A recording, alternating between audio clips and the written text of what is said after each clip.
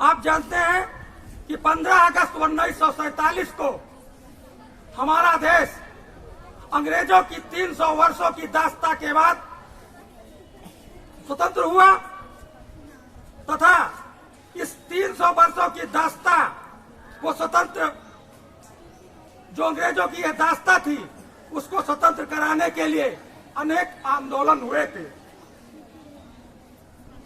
26 जनवरी 1929 को रावी नदी के तट पर हमारे इस देश को स्वतंत्र को पूर्ण स्वराज्य या पूर्ण स्वतंत्रता की उद्घोषणा की गई थी कि अब ये हमारा देश, ये आंदोलन चला।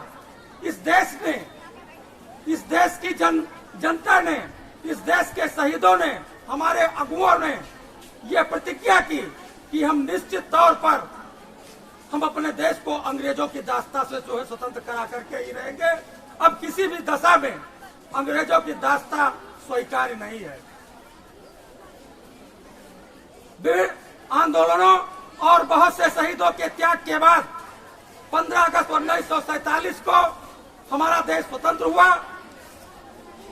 अंग्रेजों का जो राष्ट्रध्वज था उसको हटा करके हमारा तिरंगा 15 अगस्त 1947 की मध्यरात्रि 12 बजे के बाद लाल किले के प्राचीर से देश के पहले मनोनीत प्रधानमंत्री पंडित जवाहरलाल नेहरू ने फहराया।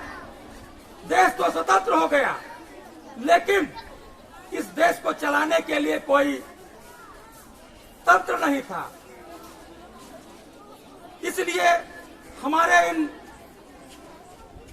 क्रांतिकारियों ने स्वतंत्रता के आंदोलन को आगे बढ़ाने और भारत को स्वतंत्र कराने वाले तत्कालीन महायोद्धाओं ने ये निश्चय किया कि हमारा देश अब ना तो किसी के एक व्यक्ति के अधीन रहेगा और ना किसी राजा के अधीन रहेगा।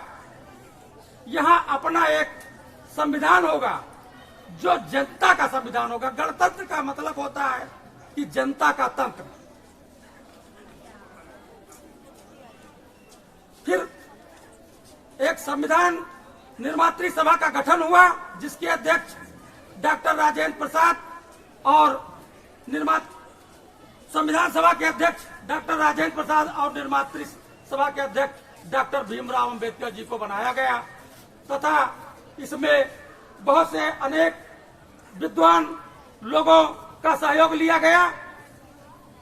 2 वर्ष 11 माह और 18 दिन में हमारा संविधान पूर्ण हुआ, क्योंकि हमारे स्वतंत्रता सेनानियों ने हमारे इस देश को यह पूर्ण स्वराज के लिए 26 जनवरी 1929 की जो ये अपना पूर्ण स्वराज का ये उद्घोषण किया था, उसी के उस पर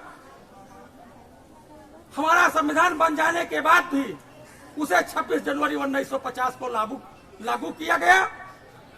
तब से हर वर्ष 26 जनवरी को हमारा यह गणतंत्र दिवस मनाया जाता है और आज हम अपना 74वां गणतंत्र दिवस मना रहे हैं।